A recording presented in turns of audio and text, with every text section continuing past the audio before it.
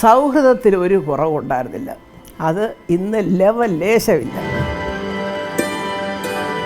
ഈ പാർട്ടിയുടെ പേരും പറഞ്ഞ് അല്ലെങ്കിൽ ഈ അണികൾ തമ്മിലുണ്ടാകുന്ന പ്രശ്നങ്ങളെ ചൊല്ലി തെറ്റാണ് പിള്ളേരെ. അത്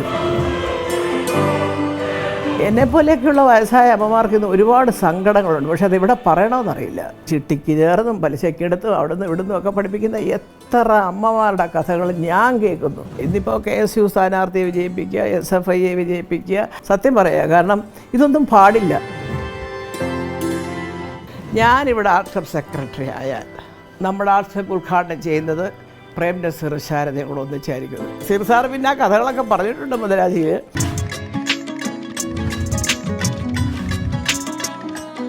കുറേ ഭാഗങ്ങളിലായിട്ട് ഞാൻ എൻ്റെ കഥ ഇങ്ങനെ പറഞ്ഞുകൊണ്ട് വന്നപ്പോൾ ഇടയ്ക്ക് വെച്ച് ഞാനൊരു കാര്യം പറഞ്ഞു. ഇതിൻ്റെ ഇടയ്ക്ക് വളരെ രസകരമായ ഒരു പക്ഷേ നിങ്ങൾ അറിയണം എന്നാഗ്രഹിക്കുന്ന ഒരു ചാപ്റ്റർ നമ്മൾ വിട്ടുവെച്ചിരിക്കുക, എൻ്റെ കോളേജ് വിദ്യാഭ്യാസം.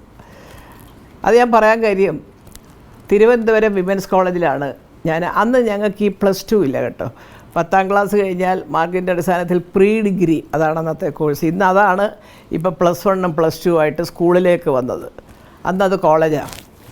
അപ്പോൾ സ്കൂളിൽ പഠിക്കേണ്ട ഒരു പ്രായമേ ഉള്ളൂ. 15 വയസ്സ് കഴിഞ്ഞാൽ ഉടനെ കോളേജ് കയറും. SSLC കഴിഞ്ഞാൽ ഉടനെ. അങ്ങനെ തിരുവനന്തപുരം വിമൻസ് കോളേജിൽ 2nd ഗ്രൂപ്പ് എടുത്ത് ഞാൻ അഡ്മിഷൻ എനിക്ക് കിട്ടുന്നു. അവിടെ ചേരുന്നു. എവിടെയെങ്കിലും ചേർന്ന് കഴിഞ്ഞാൽ ഞങ്ങൾ ഈ കോട്ടൺ ഹില്ലിൽ നിന്ന് പോയ ഏതാണ്ട് ഒരു 10 പേരോളം അവിടെയുണ്ട്. അപ്പോൾ ഞങ്ങൾ എന്തായിരിക്കും സ്ഥിതി പറയാതെ അറിയാമല്ലോ, വിടുമോ? വീണ്ടും ഞങ്ങൾ 10 പേര് അവിടുത്തെ ഒരു വലിയ ഒരു ലീഡർഷിപ്പ് ക്വാളിറ്റിയുള്ള ഒരു 10 പേരായിട്ട് ഞങ്ങൾ മാറുന്നു. അധ്യാപികമാർ ചീത്തയും പറയും, പക്ഷേ അതുപോലെ ഞങ്ങളെ പ്രോത്സാഹിപ്പിക്കുകയും ചെയ്യും. കാരണം എവിടെ പോയിട്ട് ഞങ്ങളൊരു പറഞ്ഞറിയിക്കാൻ പറ്റാത്ത വിധമുള്ള അക്രമങ്ങളോ ഒന്നും ഞങ്ങൾ കാണിക്കത്തില്ല, പറഞ്ഞിട്ടുമില്ല. അപ്പം അങ്ങനെ വിമൻസ് കോളേജിൽ ഞങ്ങൾ കസറയൊക്കെ നടക്കുന്ന സമയത്ത് ഒരുപാട് സംഭവങ്ങൾ ഞങ്ങൾ ഈ പറഞ്ഞതുപോലെ പഠിച്ചുകൊണ്ടിരിക്കുന്ന സമയത്ത് കോളേജ് ഇലക്ഷൻ വരികയാണ്. അപ്പോൾ അന്ന് ഇന്നത്തെ പോലെ ഒരു ഭയങ്കര ഈ പൊളിറ്റിക്സ് പറഞ്ഞിട്ടുള്ള ഇലക്ഷനൊന്നുമില്ല. ഇന്നിപ്പോൾ KSU സ്ഥാനാർത്ഥിയെ വിജയിപ്പിക്കുക, SFIയെ വിജയിപ്പിക്കുക, മറ്റേ ABVP, അത് ഇത് വേണ്ട ഒരു 4-5 പാർട്ടിയുടെ സത്യം പറഞ്ഞ പേരുകളുണ്ട്. അന്നിതില്ല. അപ്പോൾ അന്ന് വ്യക്തികളാണ് കൂടുതലും. അപ്പോൾ അന്ന് എനിക്കിത് വല്ലതും അറിയാമോ? അപ്പോൾ അന്ന് BAക്ക് പഠിക്കുന്ന എനിക്ക് ഇപ്പോൾ റോഷ്നി എവിടെ ഉണ്ടെന്ന് എനിക്കറിയില്ല, എങ്കിലും എല്ലാ സ്നേഹത്തോടുകൂടി ഞാൻ പറയട്ടെ, BA ഫൈനൽ ഇയറിന് പഠിക്കുന്ന റോഷ്നി ആർട്സ് ക്ലബ് സെക്രട്ടറി ആയിട്ട്.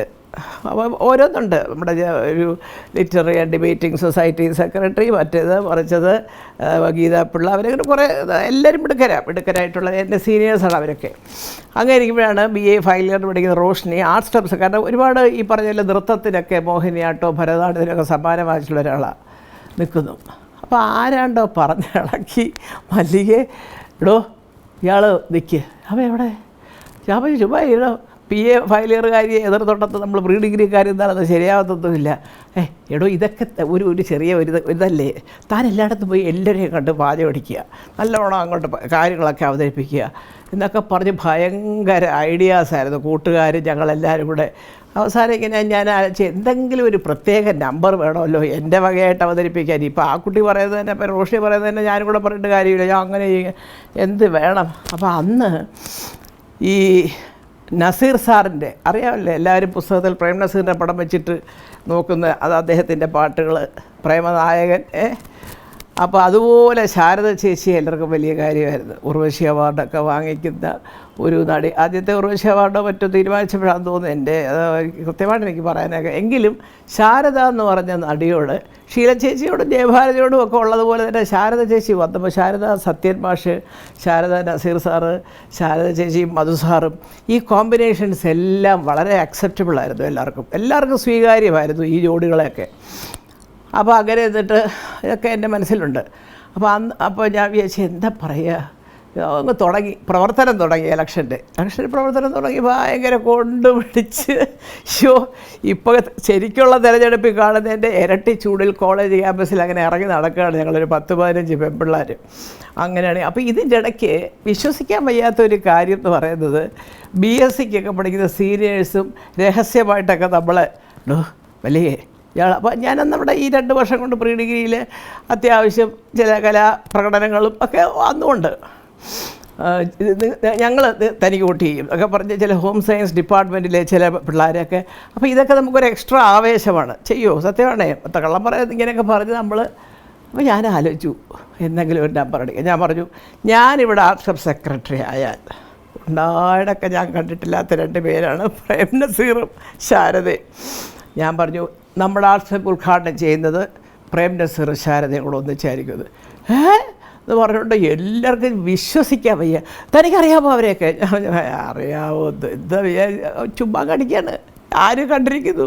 നസീർ സാറ് പിന്നെ ആ കഥകളൊക്കെ പറഞ്ഞിട്ടുണ്ട് മുതലാജിയിൽ. ഞാൻ അദ്ദേഹത്തിനെയും കണ്ടിട്ടില്ല, ശാരദാമ്മയും കണ്ടിട്ടില്ല. ഏതായാലും അങ്ങനെയൊക്കെ പറയുന്നു. എൻ്റെ ദൈവമേ, റിസൾട്ട് വരുന്നു. ഭയങ്കര ഭൂരിപക്ഷത്തിന് ഞാൻ ജയിക്കുന്നു. ഏതാണ്ട് 1000-ൽ പരം വോട്ടിനാണ് ഞാൻ ജയിക്കുന്നത്. അപ്പോൾ ഇത് എൻ്റെ പ്രിൻസിപ്പലിനടക്കം ഒരു വിശ്വസിക്കാൻ വയ്യ. ഇത് ശരിയാണോ? കൗണ്ട് ചെയ്തതിൽ തെറ്റൊന്നുമില്ലല്ലോ, അങ്ങനെയല്ലേ? കാരണം സാധാരണ എങ്ങനെയാണ് ഫൈനൽ ഇയറിന് പഠിക്കുന്നൊരു കുട്ടി, അയ്യോ ഈ കൊല്ലം കഴിഞ്ഞാൽ MAക്ക് എവിടെ പോകുന്നോ എന്തോ, ഇവിടെ തന്നെയാണോ അതോ ആർക്ക് പുറത്ത് പോകുമോ, സീനിയറാണ്, പോട്ടെ നമുക്ക് ആ കുട്ടിക്ക് അങ്ങ് വോട്ട് ചെയ്യാം എന്നൊക്കെ വിചാരിക്കുക. അല്ലാതെ ഇന്നത്തെ പോലെ ഈ വാശിയും വൈരാഗ്യവും അടിയും പിടിയൊന്നും ഇല്ലല്ലോ അന്ന്. എന്നുള്ള രീതിയിൽ നോക്കുമ്പോൾ റോഷി ഈസി ആയിട്ട് ജയിച്ചു പോകേണ്ടതാണ്. അപ്പോൾ എന്തോന്നാണ് ഇതിൻ്റെ ഒരു സംഭവം എന്നുള്ളത് ടീച്ചർമാരും ചിന്തിക്കാൻ തുടങ്ങി. അപ്പോൾ ഒരുപാട് വാഗ്ദാനങ്ങളൊക്കെ കൊടുത്തിട്ടുണ്ട് മല്ലിക. ഇവരെയൊക്കെ ആർട്സ് ക്ലബ് ഇനോഗ്രേഷൻ കൊണ്ടുവരും, ഇതിനെ മറ്റുള്ള ഒരു സെക്രട്ടറിമാർക്കും പറ്റാത്തതുപോലെയുള്ള സംഭവങ്ങളായിരിക്കും ആർട്സ് ക്ലബ്ബുകാർ ഇവിടെ ചെയ്യുന്നതെന്നൊക്കെ പറഞ്ഞ് അങ്ങനെ എന്നെ പ്രിൻസിപ്പൽ വിളിപ്പിക്കുകയാണ്. ദൈവമേ, എസ്തർ ഹലീഗ്വ എന്ന് പറഞ്ഞ ജൂയിഷ് ലേഡിയാണ് ആയിരുന്നു പ്രിൻസിപ്പൽ. ഞാൻ ഒരുപാട് ബഹുമാനിക്കും. കാരണം വളരെ കുറച്ചേ സംസാരിക്കുകയുള്ളൂ മാഡം.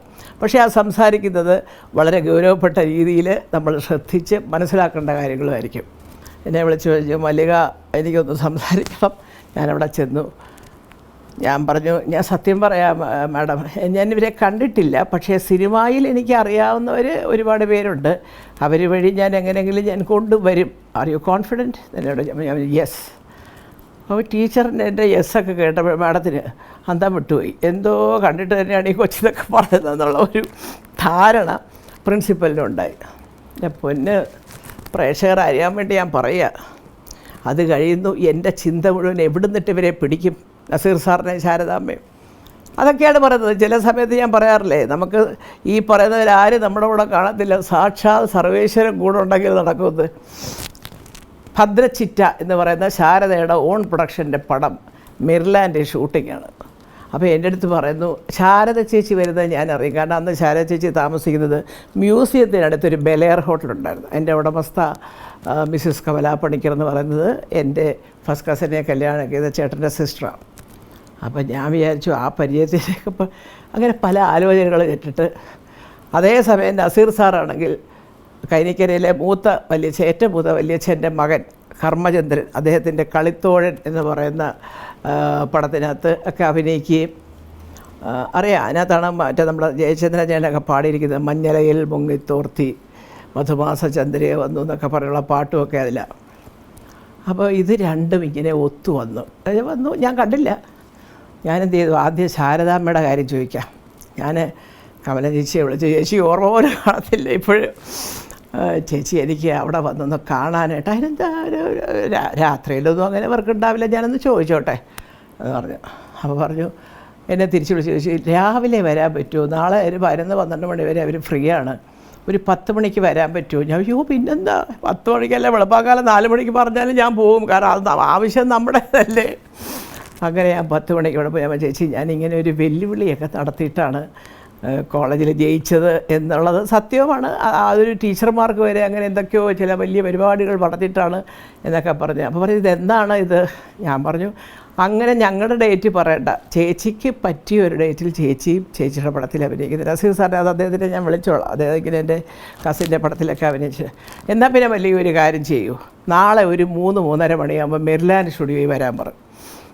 അങ്ങനെ പിറ്റേ ദിവസം ഞാനും എൻ്റെ 2 കൂട്ടുകാരികളും ഞങ്ങൾ ഒരു വണ്ടിക്കകത്ത് ടാക്സിയൊക്കെ എടുത്ത് മെർലാൻഡിൽ ചെന്നു. മെർലാൻഡിൽ ചെല്ലുമ്പോൾ നസീർ സാർ ഇരിപ്പുണ്ട്, ശാരദാമ്മ ഇരിപ്പുണ്ട്, വേറെ ആരൊക്കെയോ ഉണ്ട് അവിടെ. അപ്പോൾ ഞാനിങ്ങനെ കയറാൻ പോയപ്പം അന്നാണ് ഞാൻ ആദ്യമായിട്ട് സുബ്രഹ്മണ്യം മുതലാളിയെ കാണുന്നത് തന്നെ. ഒരു സൈഡിലൊരു റൂമിൽ സത്യം പറയുന്ന ഒരുമാതിരി ഞാനിപ്പോഴും ഓർക്കുന്നുണ്ട്, ഭയങ്കര ഒരു മണം. അപ്പോൾ ഈ ചന്ദനത്തിരി കത്തിക്കുന്നൊരു മണം. പക്ഷേ സാധാരണ ഈ നമ്മൾ ക്ഷേത്രങ്ങളിലൊക്കെ പോകുമ്പോൾ ഈ ഒരുപാട് ചന്ദനത്തിരി ഒന്നിച്ച് കത്തിച്ച് ഒരു മൊത്തത്തിലൊരു മണമായിരിക്കുമല്ലോ അന്തരീക്ഷത്തിന്. അപ്പം ഞാൻ പറഞ്ഞു അവിടെ ആരായിരിക്കും, മുതലാളി ഇരിക്കുന്ന സ്ഥലമാണെന്ന് പറഞ്ഞ് അവിടുത്തെ ഒരു കാര്യസ്ഥനെ പോലെ ഒരാൾ. ഞാനവിടെ ചെന്നു, അദ്ദേഹത്തിനെ ഒന്ന് തൊഴുതു.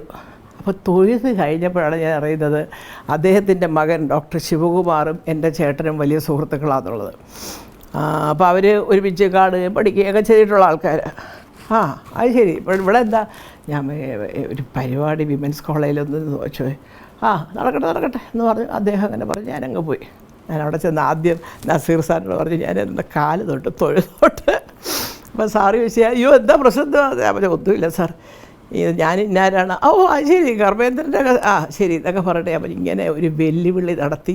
ഭയങ്കര ഭൂരിപക്ഷത്തിൽ പ്രീ ഡിഗ്രിക്ക് പഠിക്കുന്ന ഒരു പെൺകുട്ടി അവിടെ ജയിക്കുന്നത് ആദ്യമായിട്ടാണ്. അപ്പോൾ ഇനി ഇതിൽ നിന്ന് പിന്നോട്ട് പോകാനും ഒക്കത്തില്ല. സാറും ശാരദാമ്മയുടെ കൂടെ പറയുന്ന സമയത്ത് ഞങ്ങൾ പരിപാടി വയ്ക്കാം, ഒരു 10 മിനിറ്റ് സ്റ്റേജിൽ വന്നിട്ട് പോയാൽ മതി, അത്രയേ ഉള്ളൂ സാർ, ഒരുപാട് നേരം പിടിച്ചിരുത്തത്തും അങ്ങനത്തെ സംഭവങ്ങളൊന്നുമില്ല. അവിടെ വന്നു ചിരിയോടെ ചിരി. അന്നും നസീർ സാറിൻ്റെ സ്വഭാവം അറിയാമല്ലോ, കൊള്ളാമല്ലോ എന്നൊക്കെ പറഞ്ഞ് സാറ് വളരെ ശാന്തനായിട്ട് ശാരദാമ്മയായിട്ട് സംസാരിച്ച് എല്ലാം തീരുമാനിക്കുന്നു. ഒരു തീയതി പറയുന്നു.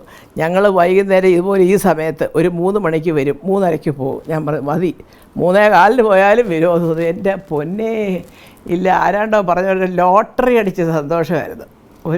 ഇത്ര വലിയ അധ്വാനമില്ലാതെ പെട്ടെന്ന് 2 പേരെയും കൂടെ ഒത്തു കിട്ടിയപ്പോൾ ഞാൻ തിരിച്ച് ചെന്ന് പ്രിൻസിപ്പലിനോട് പറഞ്ഞു, സാർ ഇത്രാം തീയതി ഇങ്ങനെ വയ്ക്കണം. അപ്പോൾ അവർക്ക് ആർക്കും വിശ്വസിക്കാൻ വയ്യ. 2 പേരും വരാമെന്ന് പറഞ്ഞു. ഞാൻ 2 പേരും വരാമെന്ന് പറഞ്ഞു എന്ന് പറഞ്ഞ് അങ്ങനെ പോയി. ഈ പറഞ്ഞതുപോലെ 2 പേരെ വിളിച്ച് കാര്യങ്ങളൊക്കെ പറയുന്നു.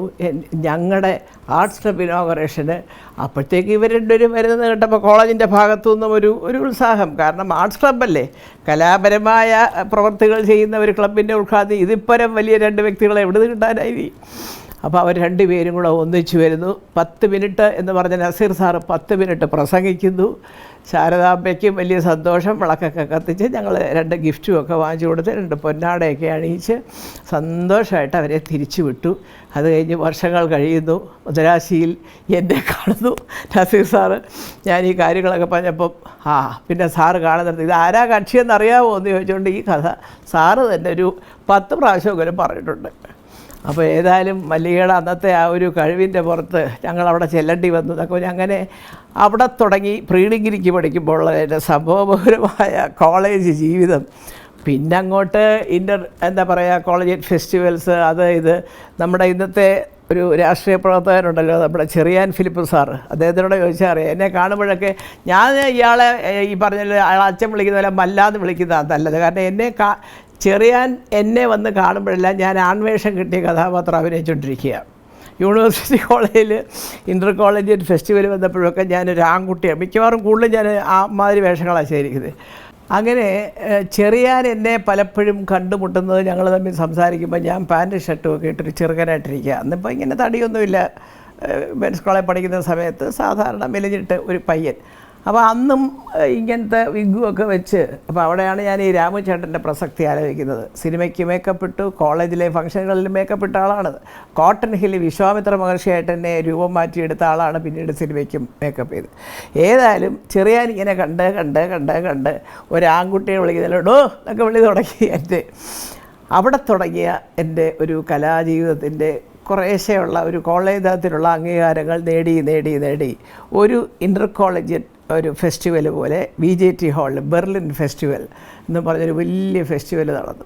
ഒരുവിധപ്പെട്ട എല്ലാ കോളേജുകാരെയും പങ്കെടുപ്പിച്ചുകൊണ്ട് ഈ കൗമുദി അടക്കമുള്ള എത്രയോ മാസികകളിലും അന്ന് ദൃശ്യമാധ്യമങ്ങൾ കുറവാണ്, അച്ചടി മാധ്യമമാണ് കൂടുതൽ, ഇവരുടെ പത്രത്തിലാണ്. അതുമുതൽ ഈ കഴിഞ്ഞ ഏതാണ്ട് ഒരു 40 വർഷക്കാലമായി 40-45 വർഷമായിട്ട് ഞാൻ ആ ബെർലിൻ ഫെസ്റ്റിവലിലുണ്ടായ എൻ്റെ ജീവിതത്തിലുണ്ടായ ഒരു പ്രത്യേകമായിട്ട് വളരെ അപ്രതീക്ഷിതമായിട്ട് അപക്വമായ രീതിയിൽ ഒരു പക്ഷേ ആ പ്രായക്കുറവ് കൊണ്ടും കൂടുതൽ ചിന്തിക്കാത്തത് കൊണ്ടുമൊക്കെ ഉണ്ടായ ഒരു ജീവിതത്തിൻ്റെ ഒരു പ്രധാന വഴിത്തിരിവിനെക്കുറിച്ച് ഞാൻ ഒരുപാട് എഴുതിയിട്ടുണ്ട്, ഒരുപാട് പറഞ്ഞിട്ടുണ്ട്, എല്ലാവർക്കും അറിയാം.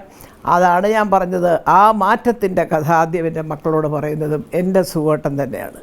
അതുകൊണ്ട് എനിക്ക് ഒരു മടിയുമില്ല അതൊക്കെ പറയാനായിട്ട്. അങ്ങനെ ഞാൻ പറഞ്ഞു. ഇനിയിപ്പോൾ നമ്മൾ പറഞ്ഞേ അതിൻ്റെ ആവശ്യമില്ല, പോട്ടെ. അവിടെ നിന്നുണ്ടായ ആ മാറ്റത്തിലൂടെ ആണ് ഞാൻ ഈ പറഞ്ഞതുപോലെ പിന്നെ കലാപരമായ കാര്യങ്ങളൊക്കെ ഒന്ന് വെച്ച് കെട്ടി ശരി വേണ്ട എന്നും പറഞ്ഞിട്ട് പരീക്ഷ വരുന്നു. പ്രീ ഡിഗ്രിക്ക് ഫസ്റ്റ് ക്ലാസ് ഉണ്ട്. വീണ്ടും എൻ്റെ ചേച്ചി കെമിസ്ട്രിയുടെ വലിയ ആളാണ്, മൂത്ത സഹോദരി, കെമിസ്ട്രി മെയിനെടുത്ത് വീണ്ടും വിമൻസ് കോളേജിൽ തന്നെ ചേരുന്നു.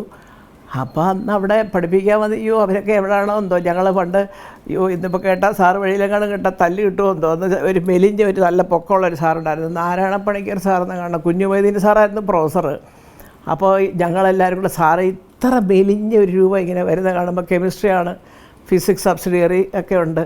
അപ്പോൾ ഗ്ലാസ് റോഡെന്ന് ഇരട്ടപ്പേര്. അപ്പോൾ അപ്പോഴൊക്കെ ഞാൻ BSc-ക്കൊക്കെ കയറിയപ്പോൾ വിമൻസ് കോളേജിൽ തുടങ്ങി ഈ ഇരട്ടപ്പേരിട്ടില്ല. പഴയ കടുവാക്കുട്ടമ്പിള്ള സാറിൻ്റെ കാര്യം പറഞ്ഞ പോലെ ഓരോരുത്തർക്കും ഓരോ ഇരട്ടപ്പേരുമൊക്കെ പക്ഷേ ഇതെല്ലാം ഉണ്ടെങ്കിലും സൗഹൃദത്തിൽ ഒരു കുറവുണ്ടായിരുന്നില്ല.